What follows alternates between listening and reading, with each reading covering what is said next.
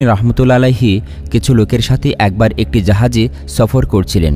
জাহাজটি যখন সমুদ্রের মাঝপথে আসলো তখন প্রচণ্ড ঝড় বৃষ্টি শুরু হয়ে গেল। সকলেই ভাবতে লাগলো জাহাজটি হয়তো কিছুক্ষণের মধ্যেই সমুদ্রে তলিয়ে যাবে। তাই তারা চিৎকার করে আল্লাহ রাব্বুল আলামিনের কাছে দোয়া করতে লাগলো।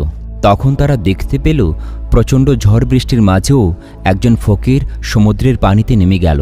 আশ্চর্যের বিষয় হচ্ছে তিনি সমুদ্রের পানিতে জায়নামাজ বিছিয়ে নামাজ আদায় শুরু করে দিলেন। সকলেই তখন বুঝতে পারল এই ব্যক্তি আল্লাহ রাব্বুল আলামিনের প্রিয় একজন বান্দা। তখন তারা চিৎকার করে বলতে লাগলো, হে আল্লাহর প্রিয় বান্দা, আপনি আল্লাহর কাছে আমাদের মুক্তির জন্য দোয়া করতে থাকুন, যাতে করে আল্লাহ রাব্বুল আলামিন আমাদেরকে এই বিপদ থেকে উদ্ধার করেন। ওয়াইস করণী রাহমাতুল্লাহ আলাইহি তখন বললেন, তোমরা সম্পদের মায়ে ত্যাগ করে পানিতে নেমে পড়ো। যদি তোমরা মালামালের মায়ে ত্যাগ করে পানিতে নেমে যেতে পারো তাহলে আল্লাহ রাব্বুল আলামিন তোমাদের জীবন রক্ষা করবেন, আর যদি তোমরা এটা না করো তাহলে তোমরা জাহাজেই ডুবে মরবে। ফকিরের এই কথা শুনে জাহাজের অনেক মানুষই বিশ্বাস করতে পারছিল না। তারা মনে করছিল তারা যদি তার কথা মতো সমুদ্রের পানিতে নেমে যায় তাহলে সমুদ্রের পানিতে তলিয়ে অচিরেই তারা মৃত্যুবরণ করবে। আবার তারা এও দেখতে পাচ্ছিল এই জাহাজে যদি তারা থাকে তাহলে কিছুক্ষণ পর এই জাহাজটাও তলিয়ে যাবে, তখন সেখানেও তাদের মৃত্যুবরণ হবে। তাই তারা সেই দরবেশের কথা মতো তাদের মালামালের মায়া ত্যাগ করে জাহাজ থেকে সমুদ্রের পানিতে নেমে গেল। আশ্চর্য হয়ে তারা দেখতে পেল তারা সমুদ্রের পানিতে তলিয়ে যাচ্ছে না এবং জাহাজটি সমুদ্রের পানিতে ডুবে গেল।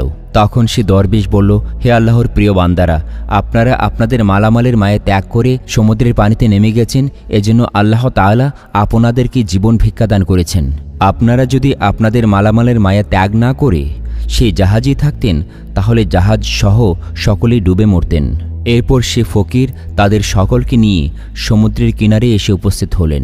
তখন তারা ফরিদের কাছে আরজ করল, হে আল্লাহর প্রিয় বান্দা, আমরা এই মালামালগুলো নিয়ে যাচ্ছিলাম গরিব দুঃখীদেরকে দান করার জন্য। আমরা যদি আবার সেই মালামালগুলো ফিরে পেতাম তাহলে গরিব দুঃখীদের মাঝে পুনরায় বন্টন করতে পারতাম।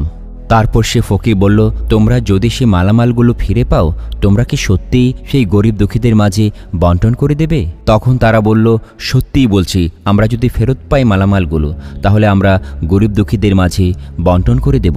এরপর সে ফকির দুহাত তুলে আল্লাহর দরবারে ফরিয়াদ করলেন, হে আল্লাহ, আপনি তাদের মালামাল সহ জাহাজটিকে ফিরিয়ে দিন। আল্লাহর দরবারে তার এ দোয়া করার সাথে সাথেই সকলে দেখতে পেল সেই জাহাজটি সমুদ্রের কিনারে ভেসে উঠেছে। এই দৃশ্য দেখে তারা সকলে অবাক হয়ে গেল এবং আল্লাহ রাব্বুল আলামিনের দরবারে অসংখ্য অসংখ্য শুকরিয়া আদায় করল। প্রিয় দর্শক শ্রোতা, এতক্ষণ পর্যন্ত যে ফকিরের কথা বলছিলাম সেই ফকিরে হচ্ছেন হযরত ওয়াইস করণী রাহমাতুল্লাহ আলাইহি।